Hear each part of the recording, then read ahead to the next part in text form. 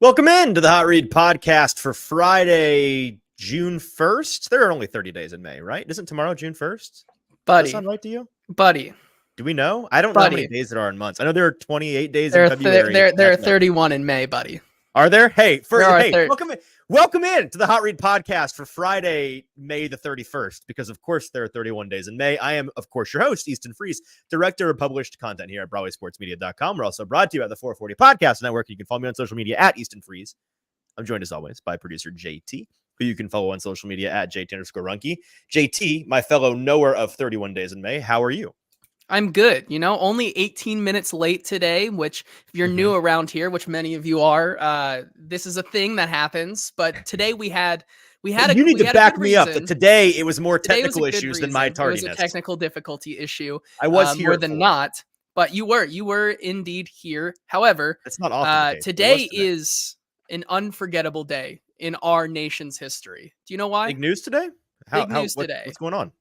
The Chicago Bears are officially going to be the team on Hard Knocks. An unforgettable day. The only thing that Williams happened on my today TV in August. Let's go. In our nation today, that was truly monumental today. So had to get that out there because what a big decision there. Big decision. With the Bears on Hard Knocks.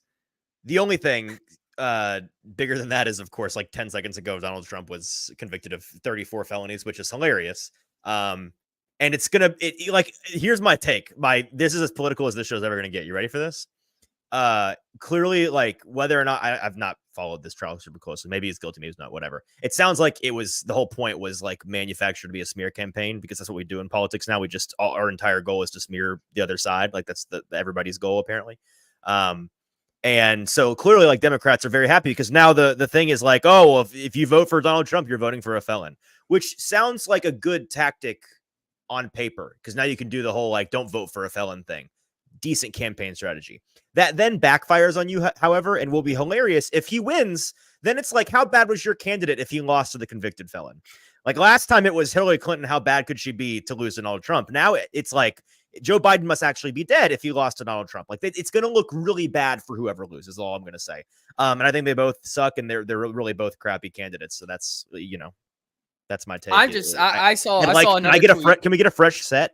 Can we do a refresh and get younger, better versions of each? Would be my ideal. I saw a tweet that said that right now is the perfect time to get the Tua news dump anything anything that could be bad PR. It's time to slide that in right now. PR departments across the country trying to figure out what uncomfortable things they can let out at this time in place. Derek saying, please stay on sports. I hate politics in this country because both sides are not so bright. I mean, like, Derek, it sounds like you and I are on the same page because that was basically my take just now. Okay, that's as political as this show's ever going to get. We are today going to focus on something far more interesting and one could argue far more substantive than American politics in 2024, and that is the Tennessee Titans OTAs. Week number 2, JT and I were there. I broke JT into the facility yesterday, and we had double trouble, double cameras, double eyeballs on the goings on, and so we've got a lot to talk about, a lot of clips to show you on today's program. We are going to be going through some of what we saw and heard regarding Will Levis, a lot of Will Levis footage to show you today, and an interesting answer to a question I asked Brian Callahan about his starting quarterback. Some offensive line talk revolving primarily around the first round draft pick, J.C. Latham. Some thoughts on him from some folks that work with him. We're going to hear from Brian Callahan and Lloyd Cushenberry on J.C. Latham and his start. And then the Burks hype train, Traylon Burks. I don't know if you've noticed, JT. It is chugging down the tracks. A handful of videos. We had our first chance of this offseason to speak with Traylon himself yesterday. So some things that we heard from him in his press availability. And then we'll end on some defensive topics. We had a sighting of a unicorn on the defensive practice field yesterday, as well as some videos to share with you from Cheeto Bay, right? Isn't that how Rand pronounced it? Cheeto Bay, the tropical location where they grow the Cheetos and they're harvested by Frito-Lay. Cheeto Bay Awuzie videos from his press conference yesterday, and then one quick clip from Arden Key. So that's all of that. We're going to get to all of that here in just a second. If you are tuned in with us live today, We appreciate you being here. Thanks for tuning in. Do us a couple of favors. First of all, if you're on Twitter or on Facebook, leave those places. Head on over to youtube.com and search Broadway Sports Media. Find the Broadway Sports Media channel, and you will find this live stream currently going on there. You can click on that, and in the comment section of that live stream is where you can be a part of today's conversation. Join Derek and Kenneth in the comment section. We want to hear your thoughts, comments, questions, queries on anything Titans, anything OTAs, anything Donald Trump verdict. We'll give you our expert political opinion at the end of the show. We aren't going to do that. Okay, let's start with some general takeaways, JT. It was your first day out there, so I'll cede the floor to you, my friend. What were your thoughts about the practice, the facility, the people we talked to? Just any overarching takeaways for you? I mean, two things. First of all, thank God it was not like 90 degrees or something. We've had some pretty decent weather here in Nashville. You know, a nice don't little. Worry. When I send you in my stead in August, it's going to be nice and warm. I'm so ready. Get ready to sweat. I was talking to Kayla Anderson yesterday while we were moving different fields yesterday, and she was like, "Thank God, I'm going to live in the moment and not take this for granted." You have to, gotta do it. In another 2.5 months, and then also, thank God, by next week it could be 107 degrees. Let's be honest. And then the cicadas are like basically all but gone. Finally, we're getting rid of them. So like, are we sure about that? I don't know. Do we think it's ending, or do we think that it was just wave one? I don't know. I don't know. I'm not as established on the show. We are not cicada scientists. So. Anyways, not hearing them around there yesterday was also very nice. But you know, a lot of good things going on at practice, especially with the offensive line. I know me and you, we were talking about how we wanted to kind of divide and conquer yesterday, and you spent a lot of the day with Will Levis and looking at how Will Levis did, and then I spent a lot of the day with the big boys in the trenches, literally with them, you know, watching Bill Callahan up close and personal cook, as you have done many times already, and I am on the same page with you, as it is a coaching masterclass day in and day out, getting to watch him only about 10 feet away from him. So that was very exciting, and that's how we were able to divide and conquer yesterday. Yeah, you certainly caught more of the offensive linemen, so I'm going to lean on you a little bit later in the show on that topic. As for general takeaways, a healthy handful of drops yesterday offensively, which you're going to see happen. I saw a couple of people, we post the videos. I posted a lot of Will Levis content on Twitter yesterday, and JT, let's go ahead and pull up that video. I was playing around with some slow-mo on my iPhone with some Will Levis video yesterday, looking at mechanics, looking at spiral and footwork, and just trying to get a better feel for how quick that releases, which is lightning quick. But we had a handful of drops, and that's not to be unexpected. During the offseason, I had some folks commenting like, well, I saw a lot of drops today. Yeah, you're going to have some days like that, man. The key is don't stack them. And if it becomes like, hey, once a week during the offseason, guys are dropping the ball like crazy, then it becomes a thing. But one day in May where people just have lazy hands or derpy hands, like whatever, I'll ask the receivers why sometimes you just drop the ball. Maybe it's a focus thing. That's not really super that concerning to me. I am doing a great job of having all of my notes pulled up ahead of time for the show. So allow me to vamp for 1 second while I go and find the list of people that were not at yesterday's, again, voluntary OTAs. We were missing out on DeAndre Hopkins, Colton Dowell, NWI, L'Jarius Sneed, Kenneth Murray, Harold Landry, Jalen Duncan, NPF, Tavondre Sweat, TK McClendon, and Jeffrey Simmons. Now, a handful of those guys, just veterans you expect to miss some time. DeAndre Hopkins, everybody losing their mind over that. He's at or near the top of the list of guys that I don't really care if he's here or not right now.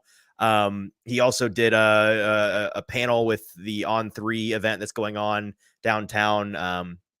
So like now Will Levis also did that panel and he was at practice, but I don't really care what he's up. It's voluntary. These are voluntary OTAs.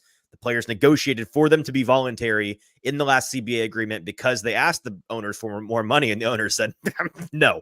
So this is what they got. And if they're taking advantage of it, I don't really care. Now, if you're Jaquan Jackson, if you're, Kyle Phillips even, and you're missing out on these practices where like you've got something to prove and you need to take every advantage, then I might be like, well, I don't know what you're doing exactly, but I'm going to side with the union guys on this one and say, if you want to take advantage of the voluntary period, take advantage of the voluntary period. Now, I was going to say it was also pretty interesting to, we've talked about, there's been some rumblings about OTAs altogether just not being a thing anymore. That was a big topic of contention that we probably really won't talk about today, but it was asked, as a lot of the players either had just faintly heard about it, or other guys who were like, is that actually happening? Like, I know someone asked Lloyd Cushenberry and he's like, oh, is that happening? And then they're like, no. But like, it is an interesting idea that we could eventually just not have OTAs right now and have them later, right? Well, I better say they'd be shifting them to basically have the ramp up begin earlier in July. And then I kind of hate that idea from a media standpoint. Obviously, it's not about us, but if we you'll as you cover training camp more hands-on this year, you will realize here in a couple of months just how by the end of training, the last 2 weeks of training camp, it's like, I don't know what to talk about. This is a slog. Can we please, God, please get to the actual games? If we made that longer, it would be really tough to keep people engaged. It helps to have a little taste of the offseason here in May and June, and then we take a break, and then we start it back up in August, and we put the pads on. That's what I think it should stay. And I don't know. It sounds like it's in the fledgling process of becoming a potential thing the NFL considers, the NFLPA considers. So we'll cover that more if it becomes more of a thing down the road. Kenneth asking in the comments, was it mostly on the receivers? He's asking about the drops. I saw a lot of high balls from Levis clips. I saw this kind of narrative in the comments on Twitter yesterday that like, there's a lot of ball. Why is the ball sore on Levis? I don't know, JT, maybe you disagree.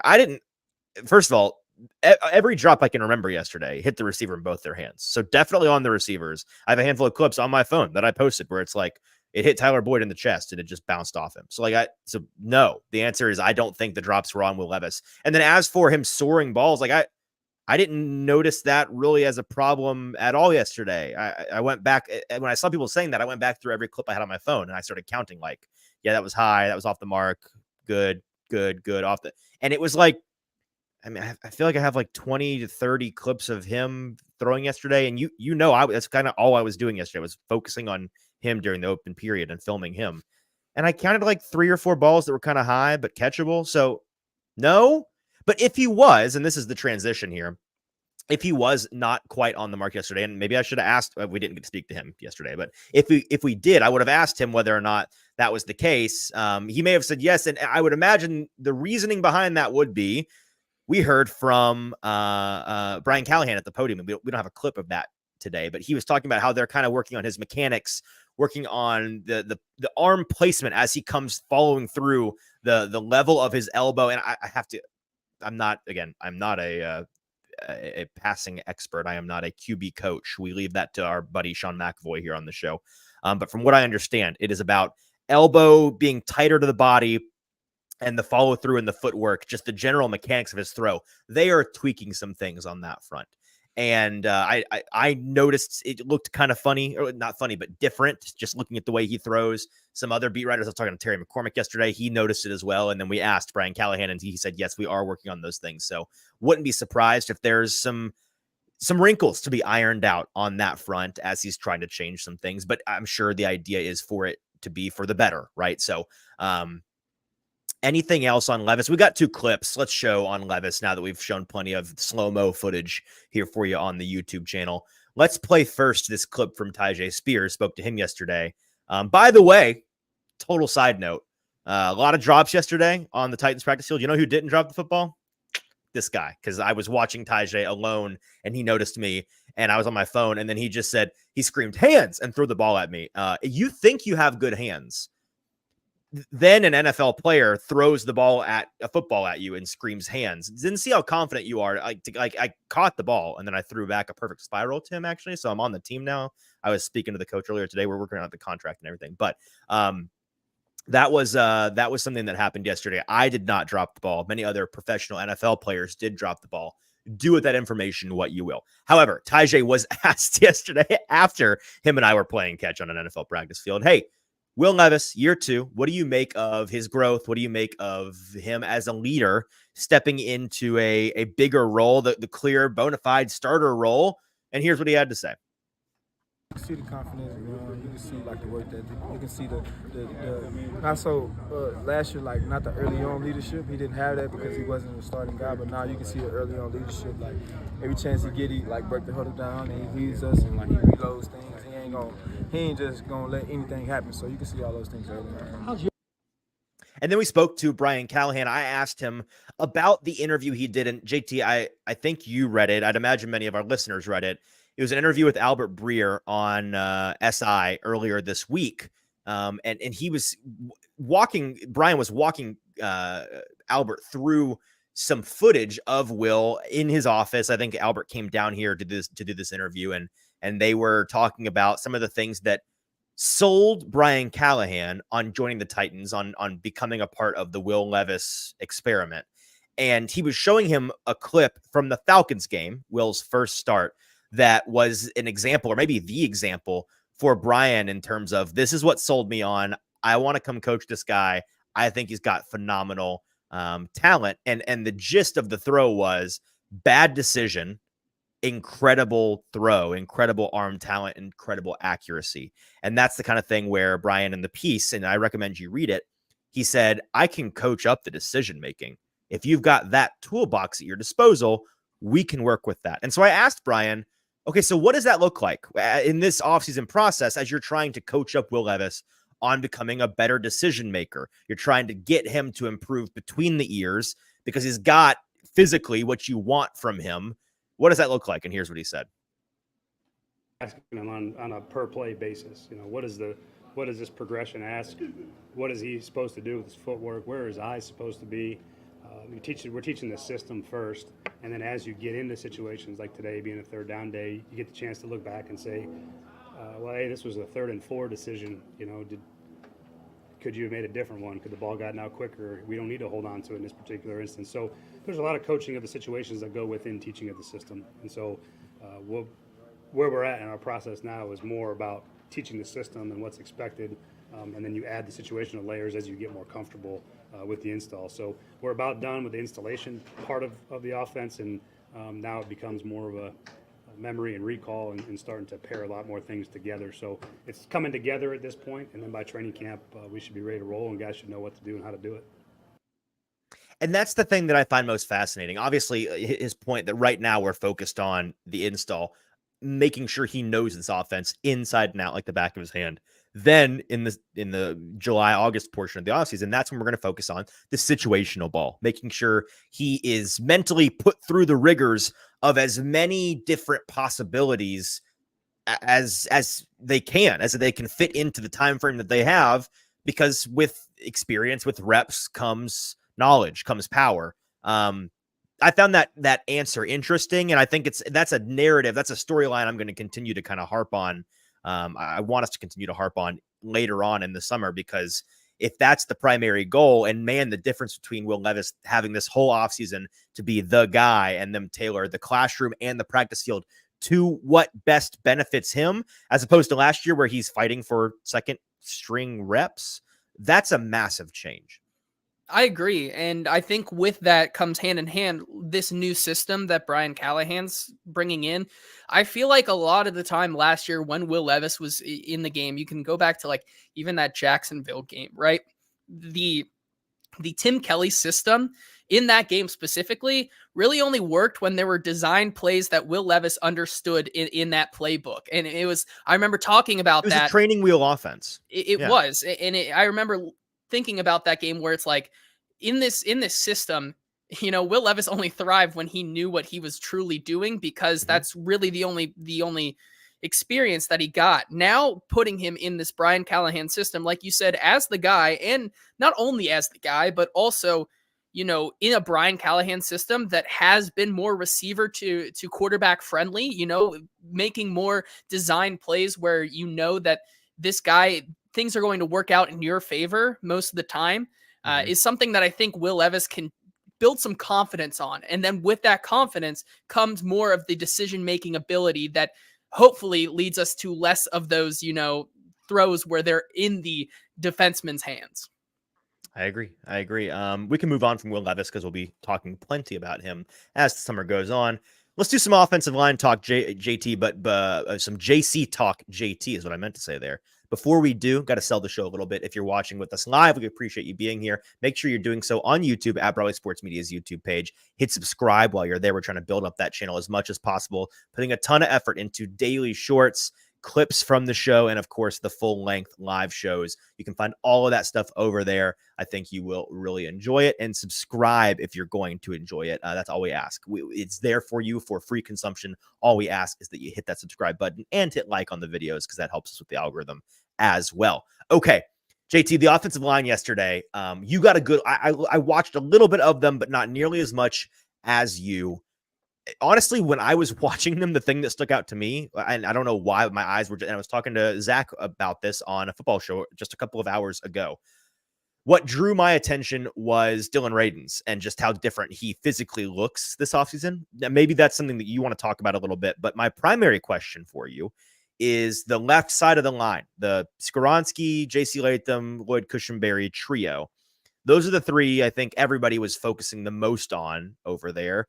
What did they look like before we get to some videos from them and on them?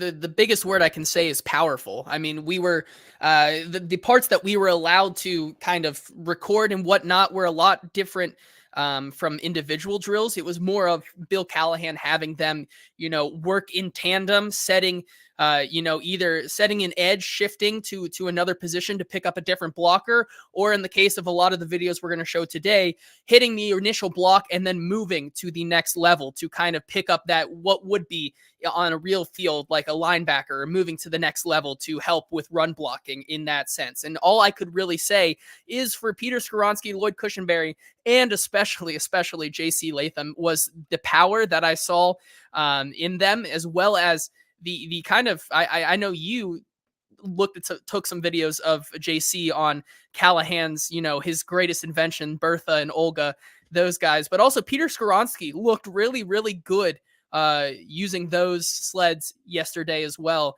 But man, on some of the bigger sleds, JC Latham it's so easy for him, man. And you can tell that power just comes naturally for him. Are you talking about the long one where it's the bar and they double it? Mm-hmm. I think it's called a shiver sled. I think I saw on the side of there. I don't know why. Interesting. Either way, I'll have to pay attention to that next time, to find out exactly what it's called. But if it is called the shiver sled, he was moving that with ease, and you could tell that with, sometimes he would be paired up either with Lloyd or a different lineman yesterday in those practices. And when they make that initial contact to hit the sled, JC hits it so easy that he has some space already in it. And you can see the other guy also trying to put as much as he can into it to get to the same level, but JC is still able to beat him on that.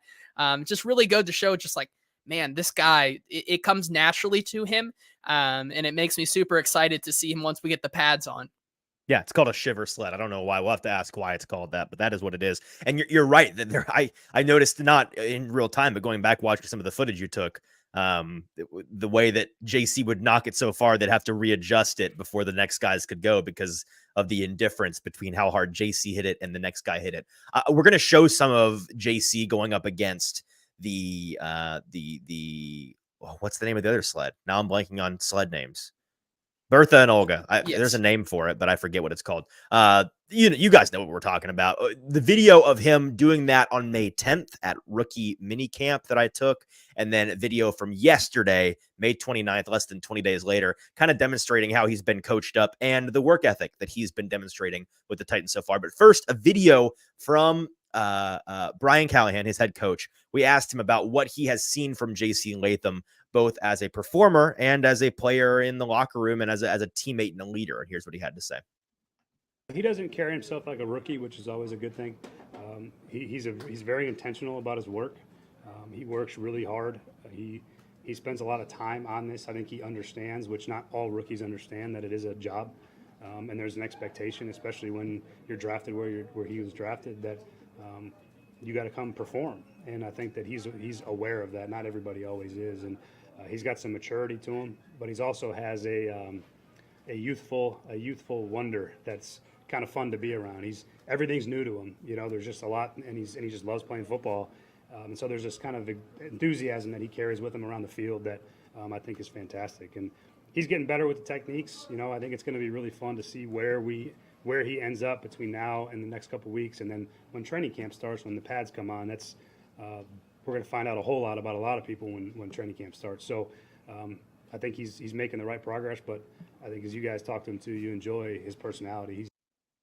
And then we asked his teammate Lloyd Cushenberry, the Titans' new center, about what he has seen in the rookie so far. Here's what Lloyd had to say. Intelligent. He's picking up just like everybody else, and he's picking up smart. He has total control of the offense in and out of the huddle. And, you know, I can see the improvement just from my short time being here. He's taking steps and becoming the guy. Now, we've got video here of the sled performance from JC, and before we show those, I know you've listened to both of the Bussin' with the Boys podcasts so far with Ran and with Brian. JT, it has struck me, and as I think it would anybody else, that them constantly talking about these stories of, you know, we've had coaches get frustrated with JC, like not frustrated, but like exasperated trying to get him off the practice field because he's doing so much side solo work, constantly out there in the afternoons after practice, working on trying to master this sled or that sled or this technique.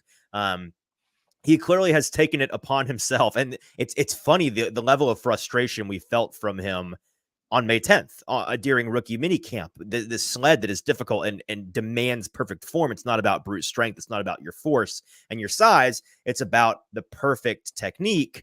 He has made it his journey, his goal in life to find the perfect way to attack the sled and perfect his form in the process. And so let's play the video from May 10th. Here was him on the second day, I think, of minicamp when media was allowed to come.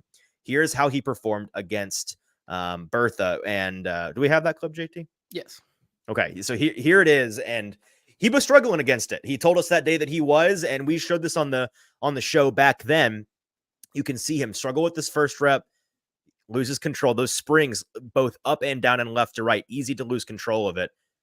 Forks get stuck in the grass here. He gets another bite, as a head coach or big coach Bill Callahan says, and then he gets it moving. This was yesterday. Look at this guy take off with the sled and then slam it to the ground at the end. Let's show that again if we can, JT.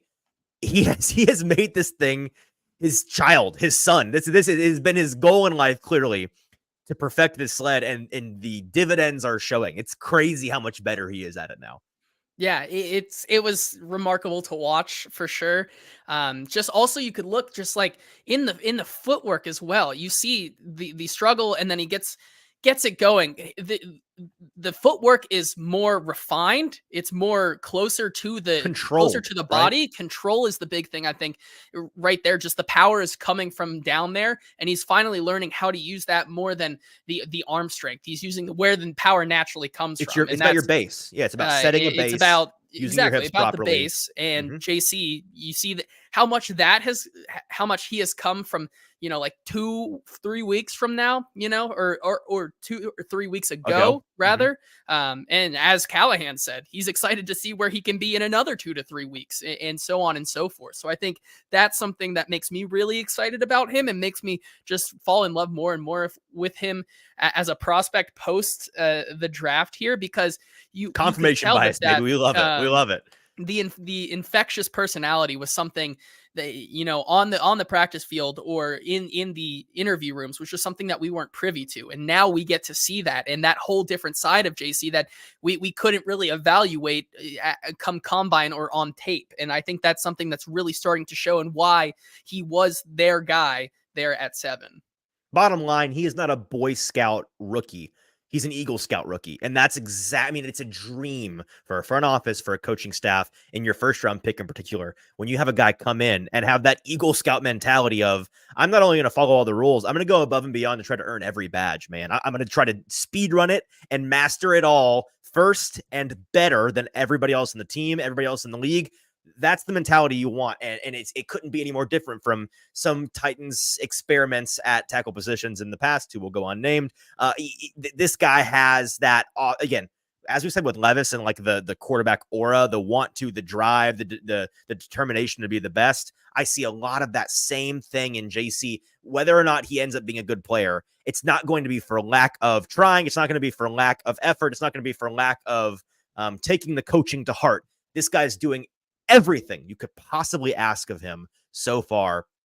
And I think his coaches are stoked by that, to the point of wanting to talk about it, brag on him, as opposed to keep him humble early on. He is earning his stripes, and that's a very big deal.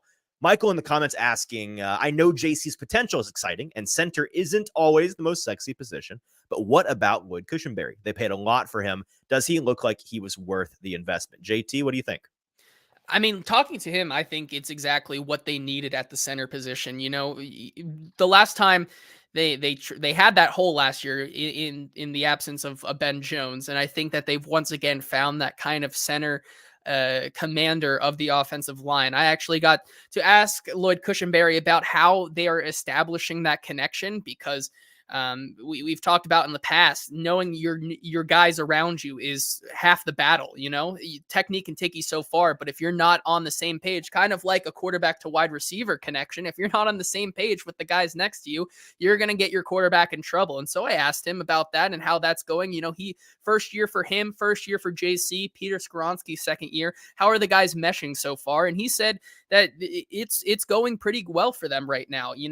The most important thing he said was that they spend a lot of time off the practice field as well together, just doing things that aren't football, getting to know each other, getting to kind of build that community with each other. I think was one of the things that he said. And he also just kind of agreed with me and called getting to know each other and getting that connection one of the most underrated parts of a successful offensive line. And so that, for me, to answer Michael's question, it makes me think that he's worth the investment, because he can be that guy who understands the job and how important it is to be connected as an offensive line, as well as, just the stark difference from an Aaron Brewer from a year ago. Yeah, and as Glory Day Sports says here in the comments, it cannot be overlooked what Cushenberry how Cushenberry, I'd imagine, can help Will Levis make pre-snap blocking adjustments. Yeah, you mentioned the connection between a center and the rest, or just anybody on the line, them playing as one, 100% a big deal.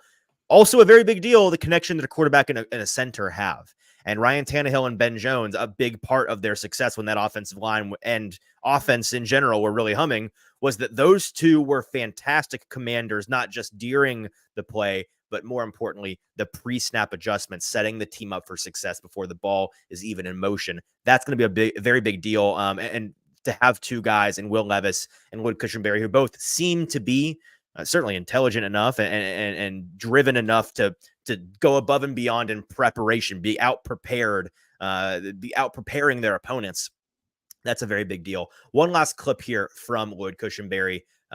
We asked him about Bill Callahan and what he, we heard from Bill a couple of weeks ago, who kind of unprompted was gushing about Lloyd Cushenberry. So we returned the favor and said, was that a big part of why you came here? What are your thoughts on the offensive lineman guru as your new head coach? And here's what Lloyd had to say.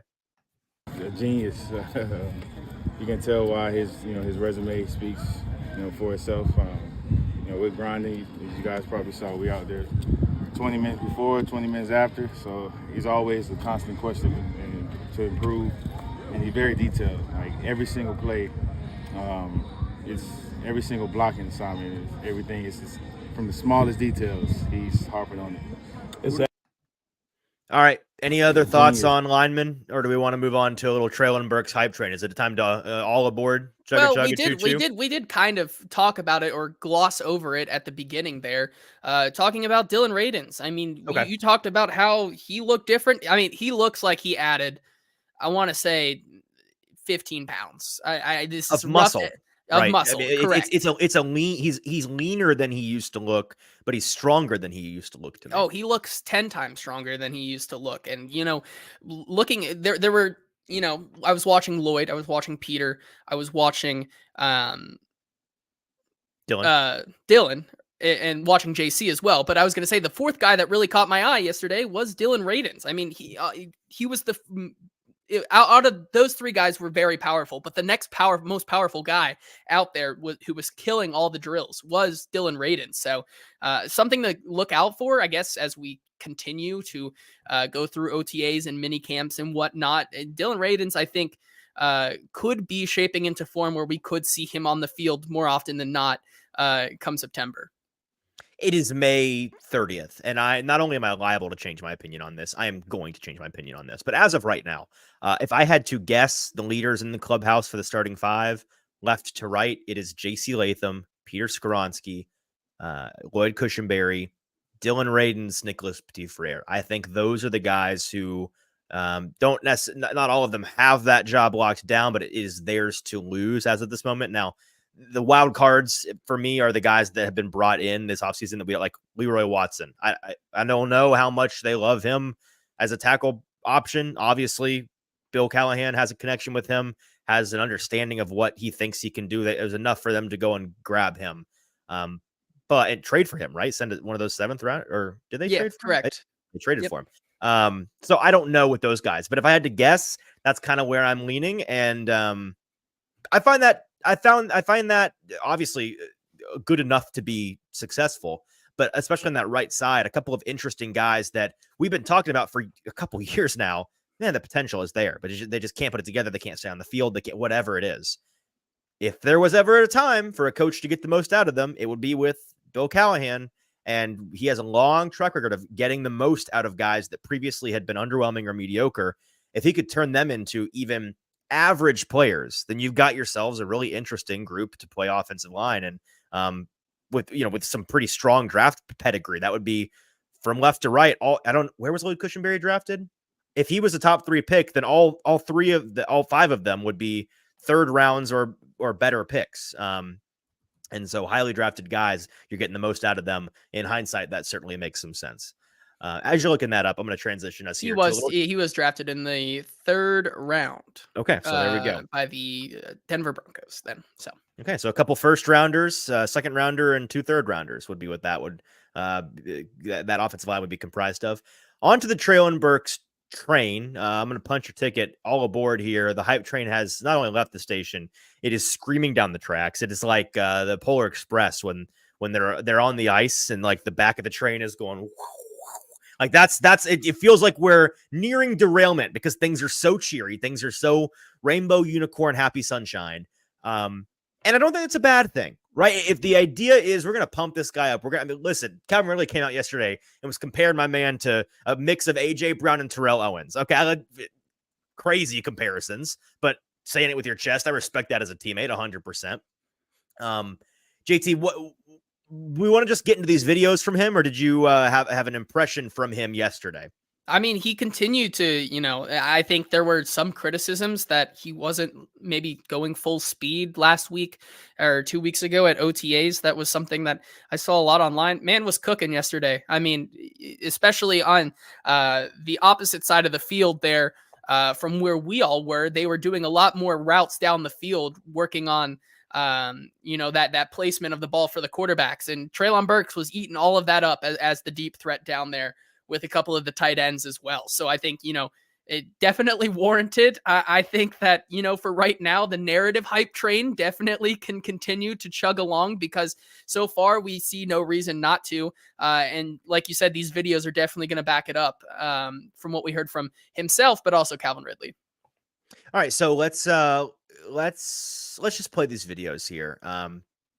Treylon Burks was speaking with us for the first time this offseason yesterday. And so this first video is about him having all these veterans around him suddenly and what that is like for him as a player who is more tenured on the Titans than them.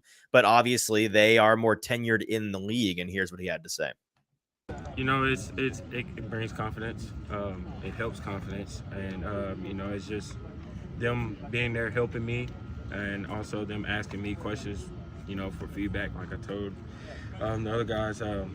It's fun being around them and just being able to communicate anything with them, and them help me, and also I help them. So it's been fun. I'm sorry, we're getting to second clip here. We asked him about his confidence, where his where his confidence meter currently is. That's his initial words are going to be the answer to that question.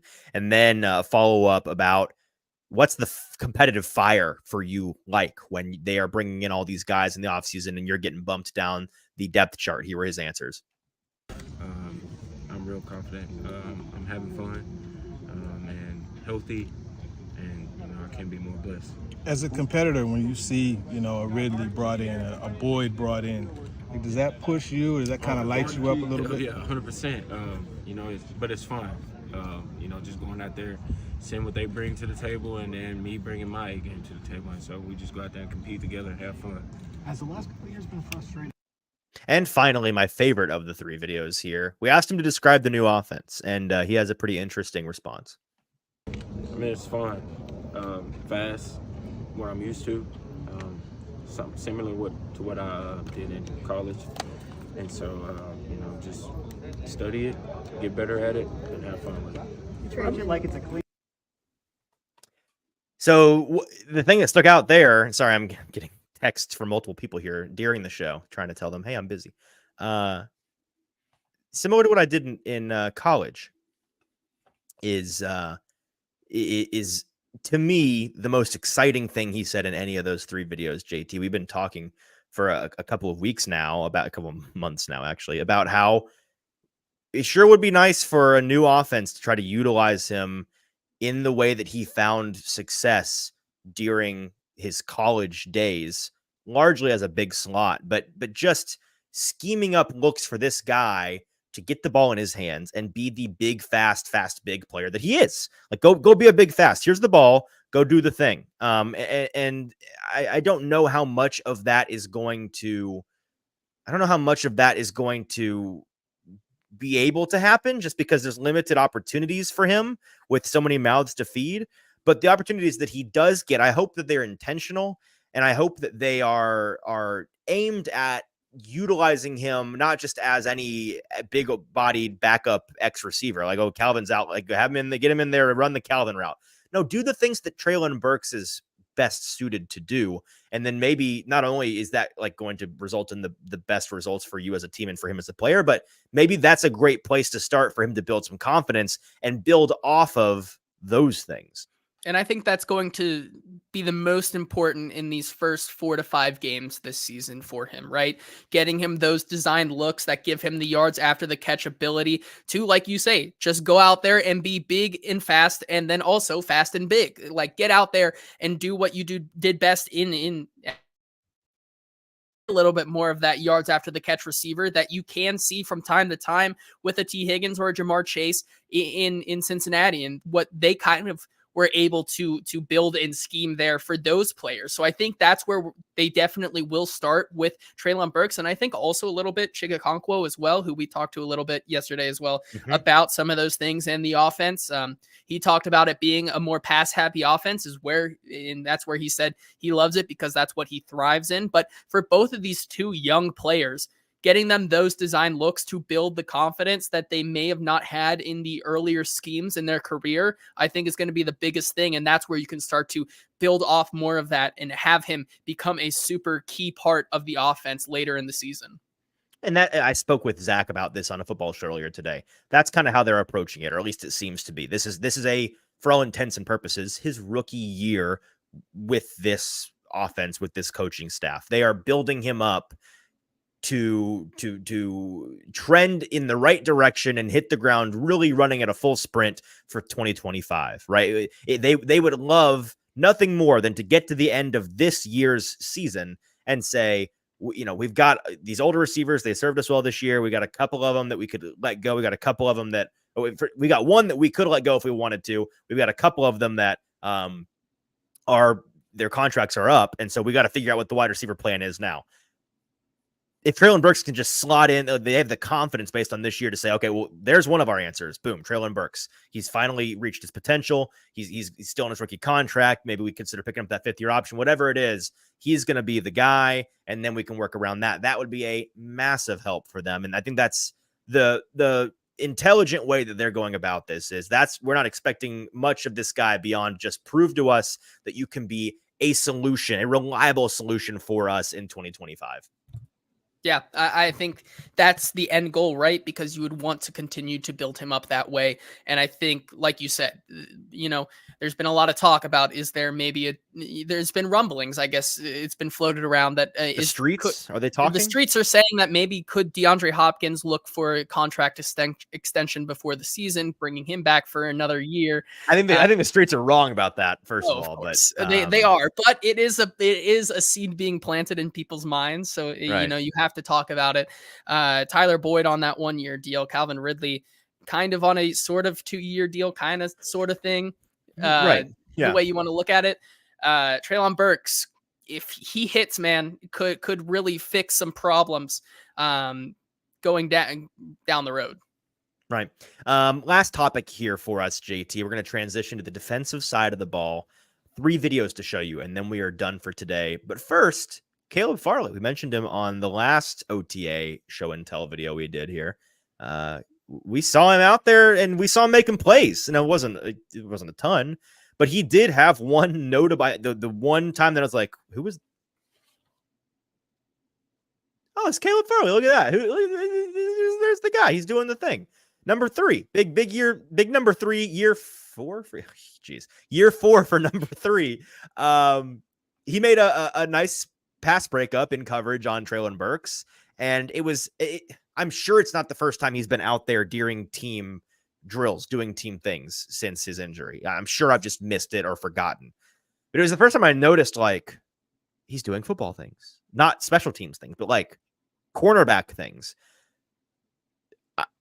Again, expectations tempered so low, they're almost underground, but they're like hovering above the ground, just like a couple of centimeters, a couple inches off the ground, where it's like, maybe it's in the back of my mind as a perhaps that he could be a contributor of some kind this season. And if somehow this coaching staff manages to get that, first of all, they should sign 12-year contract extensions. But also, it'd be an interesting one because that's the ultimate. What do you do with this guy? If somehow he was like, let's say, God forbid, one of their starting cornerbacks go down mid-season, and Caleb has worked his way up to the point where they're like, let's throw Caleb in there. Let's see what happens. And it's like, oh, this guy can play. He's our cornerback 4. He's our cornerback 3. Holy. Then what do you do? Like, what's next with this guy? I have no idea. We won't spend 10 minutes here talking about it because we're not going down that road. But I'm just saying that's where that is the thought process that one Caleb Farley play breakup on a field. Yeah. Right. And you're like, my mind goes, that's so Raven, like down the future path of what is potentially going to happen. We're not going to get there. But the universe of possibilities for Caleb Farley, it's expanding. That's all I'm saying. Probably not, but it might be.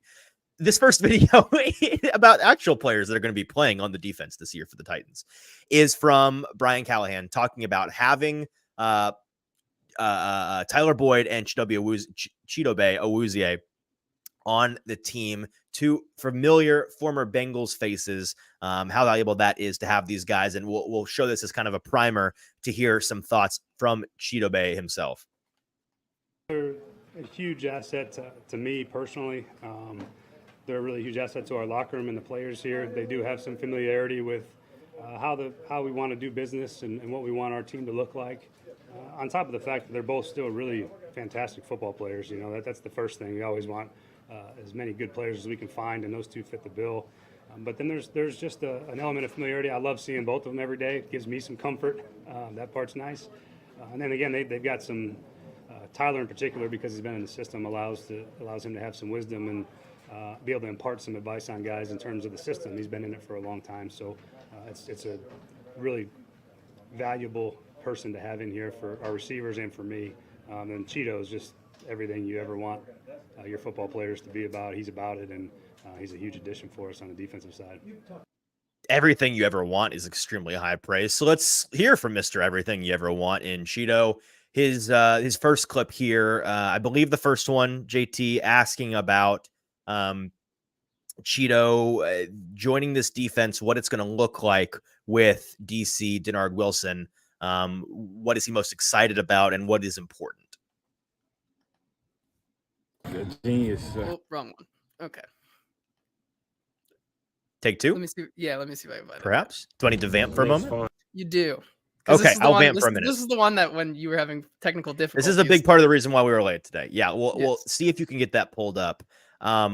generally speaking, the reason we're showing the next two clips, one from Cheeto and one from Arden, is this the one? This is it. I believe. Okay, so let me set it up real quick. The reason we're showing them is because yesterday we kind of got our first glimpse into the players' excitement level surrounding this defense and why. Like, well, what exactly about the defense are they stoked about? We'll break down their answers, but here they are.